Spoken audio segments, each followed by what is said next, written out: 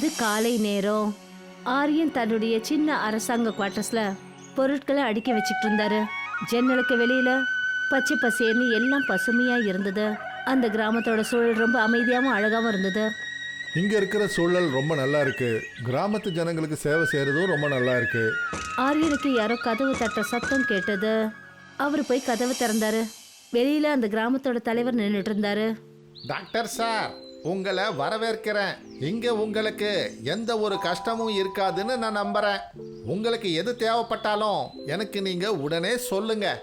ரொம்ப நன்றி தலைவர் ஐயா. நான் இங்க இருக்கிற பொறுப்பை நிறைவேற்றுறதுக்கு முழுமையா தயாரா இருக்கேன். இங்க இருக்கிற ஜனங்க ரொம்ப நேர்மையானவங்க. ஆனா காட்டு பக்கம் அடிக்கடி போகாதீங்க. அதை பத்தின கதைகள் உங்களுக்கே புரியும்னு நினைக்கிறேன். தலைவர் போனதுக்கு அப்புறமா ஆரியன் கொஞ்சம் யோசிச்சாரு. அதுக்கப்புறம் அவருடைய வேலையை பார்க்க ஆரம்பிச்சிட்டாரு. சாயந்தர நேரத்துல ஆரியன் அப்படியே நடந்து காட்டு பக்கமா போயிட்டாரு. அப்போதான் எதிர்க்க ஒரு அழகான பொண்ணை அவர் கவனிச்சாரு. ஆரியன் அந்த அழகான பொண்ணு கிட்ட சொன்னாரு, உங்க பேர் என்ன? அப்புறம் தனியா இந்த இடத்துல என்ன பண்றீங்க? நான் இங்கே தான் இருக்கேன். எனக்கு இந்த காடு ரொம்ப பிடிக்கும். அப்புறம் நீங்க? நான் ஒரு டாக்டர். கிராமத்துல கவர்மெண்ட் ஹாஸ்பிட்டலுக்கு வந்திருக்கேன். உங்க பேரு? தீப்தி. ஆரியன் தீப்தியோட அழகுல தன்னை இழந்துட்டாரு. 2 பேருக்குள்ள பேச்சுவார்த்தை நடந்தது. அப்புறம் தீப்தி அந்த இடத்த விட்டு போயிட்டா. அன்னையில இருந்து ஆரியன் தினமும் காட்டை நோக்கி போக ஆரம்பிச்சாரு. இப்ப அவரும் தீப்தியும் நல்ல நண்பர்களா ஆயிட்டாங்க. ஒரு நாள் ஆரியன் தீப்தி கிட்ட ப்ரப்போஸ் பண்ணாரு. தீப்தி, நான் உங்ககிட்ட ஒன்று சொல்ல விரும்புறேன். சொல்லுங்க. நான் உங்களை கல்யாணம் பண்ணிக்க ஆசைப்படுறேன். நீங்க என்னுடைய வாழ்க்கையில ஒரு அங்கமா மாறுவீங்களா? ஆரியன், நான் உங்களை கல்யாணம் பண்ணிக்க தயாரா இருக்கேன். 2 பேரும் கட்டி அணைச்சிக்கிட்டாங்க. கல்யாணத்துக்கு அப்புறம் 2 பேரோட வாழ்க்கையும் ரொம்ப சந்தோஷத்தோட போய்கிட்டு இருந்தது. கல்யாணம் ஆகி 9 மாசத்துக்கு அப்புறம் தீப்தி கர்ப்பம் ஆயிட்டா. ஒரு நாள் திடீர்னு தீப்திக்கு வலி ஏற்பட ஆரம்பிச்சது. ஆரியன் ரொம்ப பயந்துட்டாரு. தீப்தி, என்ன ஆச்சு? ரொம்ப வயிறு வலிக்குதா? ஆரியன், எனக்கு ரொம்ப கஷ்டமா இருக்கு. என்ன காப்பாத்துங்க. திடீர்னு தீப்தி 2 குழந்தைய பெத்து எடுத்தா. பிரசவ வலியில தீப்தி இந்த உலகத்தை விட்டே போயிட்டா. குழந்தைங்க பார்க்கறதுக்கு ரொம்ப விசித்திரமாவும் பயமாவும் இருந்தாங்க. அவங்களோட உடம்பு நடுவுல சேர்ந்து இருந்தது. அப்புறம் அவங்களோட முகங்கள் மனிதர்கள் முகம் மாதிரி இல்ல. இல்ல, என்ன இது? ஆரியன் பயந்து போய் வீட்டை விட்டே வெளியே ஓடினாரு. ஆரியன் காட்டை நோக்கி ஓடிக்கிட்டே இருந்தாரு. அப்பதான் அவர் ஒரு சாதுவை பார்த்தாரு. சாது தியானத்துல இருந்தாரு. என்னை காப்பாத்துங்க சாதுவையா, என்னை காப்பாத்துங்க. என்னுடைய வீட்டுல என்னுடைய மனைவி, என்னுடைய குழந்தைங்க. பொறுமையா இருப்பா. என்ன ஆச்சு? எல்லாத்தையும் தெளிவா சொல்லு. ஆரியன் எல்லா விஷயத்தையும் சொன்னாரு. சாது ரொம்பவே அதிர்ந்து போயிட்டாரு. நீ எந்த பெண்ணை கல்யாணம் பண்ணிக்கிட்டியோ அவ ஒரு மனுஷி இல்ல, ஒரு டயன். சில டயன்கள் மனிதர்களை விரும்ப ஆரம்பிச்சிடுதுங்க. ஆனா அதுங்களுடைய சுபாவமும் சக்தியும் மாறாது. இந்த வாரிசுகள் உனக்கும் அவளுக்கும் பிறந்தது. இது தீய சக்தியோட வாரிசு. சாது ஆரியன் கூட அந்த வீட்டுக்கு போனாரு. மந்திரங்களை சொன்னதுக்கு அப்புறமா அந்த வீட்டை நிரந்தரமா மூடிட்டாங்க. இந்த வீடு இந்த உலகத்தோட பகுதியா இனி இருக்காது. நீ உடனே இங்கிருந்து போயிடு. இனி திரும்பி இந்த பக்கம் வரவே வராத. ஆனா என்னுடைய குழந்தைங்க? அதுங்க குழந்தைங்க கிடையாது, பிசாசுங்க, ரெட்ட பிசாசுங்க. அதுங்க முக்தி அடைஞ்சிடுச்சுன்னா அழிவதான் ஏற்படுத்துங்க. அவங்கள நீ மறந்துடு. ஆரியன் அப்பவே நகரத்துக்கு போயிட்டாரு. அப்புறம் அந்த வீடு வெறிச்சோடி போயிடுச்சு. இது ராத்திரி சமயம். திடீர்னு அந்த விரிச்சோடி போன வீட்டில இருந்து விசித்திரமான சத்தங்கள் கேட்க ஆரம்பிச்சது. ரெட்டை பிசாசுங்க இப்போ பெருசாயிடுச்சுங்க. அப்புறம் அதுங்களோட கண்கள்ல ரத்தம் போல செவந்த நிறம் மின்ன ஆரம்பிச்சது. நாம ஒன்னா இருப்போம், அப்புறம் இந்த உலகத்தையே ராஜ்யம் பண்ணுவோம். அந்த அறை அவங்களுடைய குரலால எதிரொலிச்சிட்டு இருந்தது. ஆரியனுக்கு இப்போ வயசாயிடுச்சு.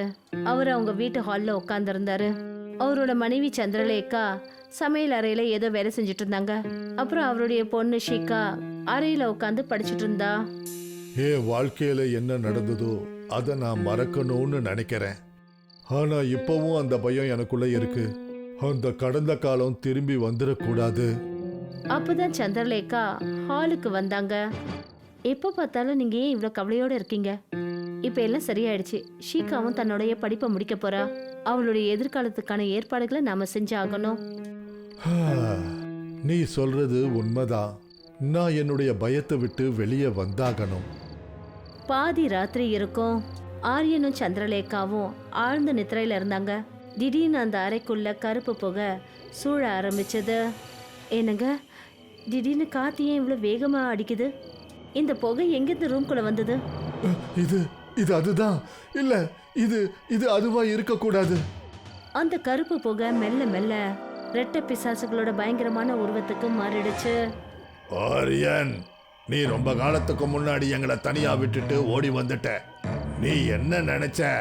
நாங்க உன்னை மறந்துடுவோம் நினைச்சியா? சந்திரலேகா இந்த காட்சியை பார்த்துட்டு ரொம்ப பயந்துட்டாங்க. என்னங்க, இவங்கெல்லாம் யாரு? என்ன பேசுறாங்க? இவங்க அவங்க தான். பல வருஷங்களுக்கு முன்னாடி இதுங்களை விட்டுட்டு ஓடி வந்துட்டேன். இதுங்க என்னுடைய கடந்த காலத்தினுடைய பெரிய தவறு. நீ செஞ்ச பாவத்துக்கு நீ அனுபவிச்சே தீரணும். எந்த வழிய நீ எங்களுக்கு கொடுத்தியோ அந்த வழிய நீ அனுபவிச்சுதான் ஆகணும். பிசாசு சந்திரலேகா மேல பாஞ்சுதுங்க. ப்ளீஸ், அவளை எதுவும் பண்ணிடாத. அவ எந்த பாவமும் அறியாதவ. இதெல்லாம் என்னுடைய தப்பு தான். இப்ப மன்னிப்பு கேட்கிற நேரம் கிடையாது. இந்த தண்டனை உனக்கு தான் ஆரியன். பிசாசுங்களுக்கு பக்கத்துல வேகமான காற்று எழும்புச்சு. அப்புறம் சந்திரலேகா இறந்து போய் கீழே விழுந்தா. கொஞ்ச நேரத்துல அந்த பிசாசுங்க கருப்பு புகையா மாறி மறைஞ்சிடுச்சுங்க. காலையில ஆரியன் இறந்து போன சந்திரலேகா பக்கத்துல உட்கார்ந்துருந்தாரு. ஷிகா இதெல்லாம் பார்த்துட்டு ரொம்ப அதிர்ச்சி ஆயிட்டா. அப்பா, அம்மாவுக்கு என்ன ஆச்சு? இதெல்லாம் எப்படி நடந்தது?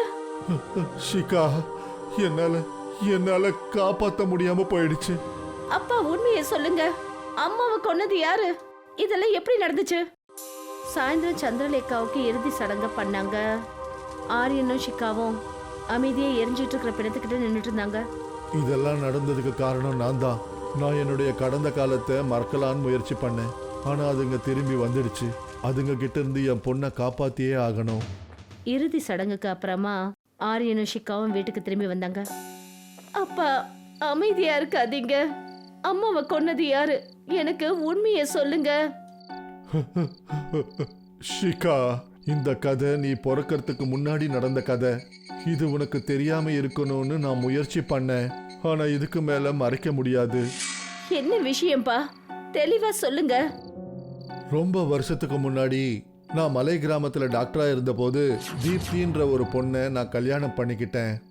அவ பார்க்க ரொம்ப அழகா இருந்தா. ஆனா அவ ஒரு மனுஷி கிடையாது. அவ ஒரு டயன்.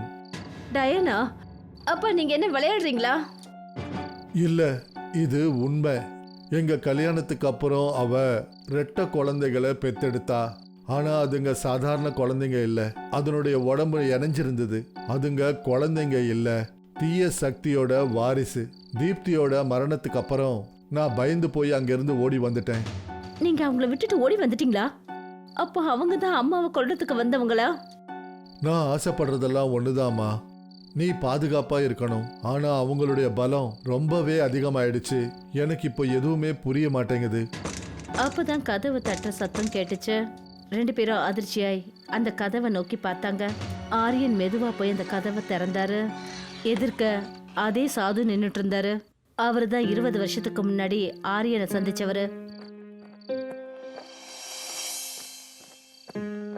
ஆரியன், நான் அன்னைக்கும் சொன்னேன் இந்த வீடு உனக்கு ஆபத்தா மாறும்னு. அந்த ரெட்டை பிசாசுங்க ரொம்பவே பலசாலியா ஆயிடுச்சுங்க. என்னுடைய சக்தியால கூட அதுங்களை தடுக்க முடியல. அதுங்க என்னுடைய மனைவியை என்கிட்ட இருந்து பறிச்சிடுச்சுங்க. இப்போ என் பொண்ணும் ஆபத்துல இருக்கா. தயவு செஞ்சு ஏதாவது பண்ணுங்க. அதுங்க உன்னுடைய பொண்ணை தாக்கறதுக்கு நிச்சயமா முயற்சி பண்ணுங்க. ஆனா உனக்கு எதுவும் ஆகாது. என்ன எதுக்காக அதுங்க விட்டு வைக்கணும்? ஏன்னா அதுங்களுடைய ஆத்மா உன்னோட அப்புறம் அவங்க அம்மாவோட இணைஞ்சிருக்கு. அதுங்களோட அம்மா அதுங்களுக்கு உயிரை கொடுத்துட்டு இந்த உலகத்தை விட்டு போய் சேர்ந்துட்டா.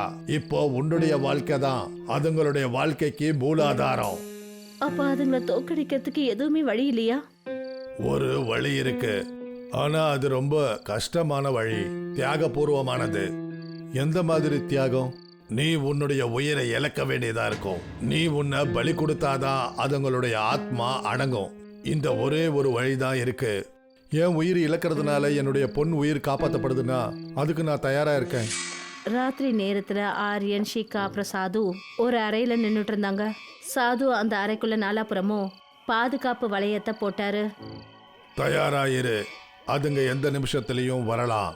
ரொம்ப தைரியத்தோட இரு. அந்த அறைக்குள்ள திடீர்னு இருட்டு சூழ்ந்துச்சு. கருப்பு புகை பரவ ஆரம்பிச்சது. அப்புறம் அந்த ரெட்டை பிசாசு அங்க தோன்றுச்சுங்க. ஆரியன், நீ என்ன நினைச்சுக்கிட்டு இருந்த? நீ எங்களை நிரந்தரமா விட்டுட்டு வந்துடலாம் நினைச்சியா? இப்ப நீ எங்களை எதிர்கொண்டே தீரணும். நான் உங்களுக்கு எதிர்க்க தான் இருக்கேன். என்ன வேணும்னாலும் என்ன பண்ணிக்கங்க. ஆனா என் பொண்ணை விட்டுடுங்க. உன் பொண்ணுக்கு நாங்க கஷ்டத்தை ஏற்படுத்துவோம். அப்பதான் நீ துடிப்ப. ஆனா நாங்க உன்னை ஒன்னும் பண்ண மாட்டோம். ஏன்னா நீ இல்லாம எங்களுடைய இருப்பு முழுமை அடையாது. சாது தன்னுடைய மாலையை கையில வச்சுக்கிட்டு மந்திரத்தை சொல்ல ஆரம்பிச்சாரு. ரெட்டை பிசாசுங்க அவரை பார்த்ததுங்க. ஆனா மந்திரங்கள் அவங்கள பாதிக்கவே இல்லை.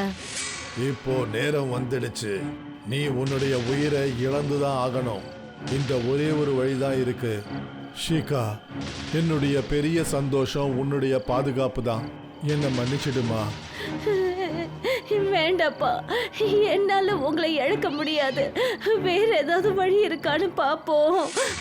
சில சமயங்கள்ல நம்மளுடைய சொந்தங்களுடைய சந்தோஷத்துக்காக பெரிய பலியை கொடுத்துதாமா ஆகணும். ஆரியன் பாதுகாப்பு வளையத்திலிருந்து வெளியே வந்தாரு. ரெட்டை பிசாசுங்க முன்னாடி அவர் வந்து நின்னாரு. நான் உங்களுக்கு விடுதலை கொடுக்க வந்திருக்கேன். எனக்கு தெரியும் என்னுடைய முடிவுக்கு அப்புறமா உங்களுக்கும் முடிவு ஏற்படும்னு. அதனால கொஞ்ச நேரத்துக்கு முன்னாடியே நான் விஷத்தை குடிச்சிட்டேன். இப்படி சொல்லிட்டு ஆரியன் செத்து கீழே விழுந்தாரு.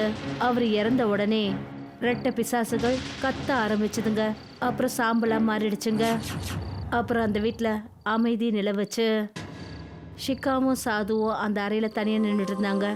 ஆரியன் இப்போ அந்த இடத்துல இல்லை. ஷிகாவோட கண்கள்ல இருந்து கண்ணீர் கொட்டிக்கிட்டு இருந்தது. உன்னுடைய அப்பா செஞ்சது ஒரு பெரிய தியாகம். அவருடைய இந்த தியாகம் உன்னை எப்பவுமே பெருமைப்படுத்தும். அவர் என்ன காப்பாத்துறதுக்காக எல்லாத்தையும் தியாகம் பண்ணாரு. நான் அவருடைய ஞாபகத்தை என் மனசுல என்னைக்குமே உயிரோட வச்சிருப்பேன். சூரிய வெளிச்சம் அந்த மொத்த வீட்லயும் பரவுச்சு. ஏதோ இது ஒரு புது ஆரம்பமாக இருக்கும்.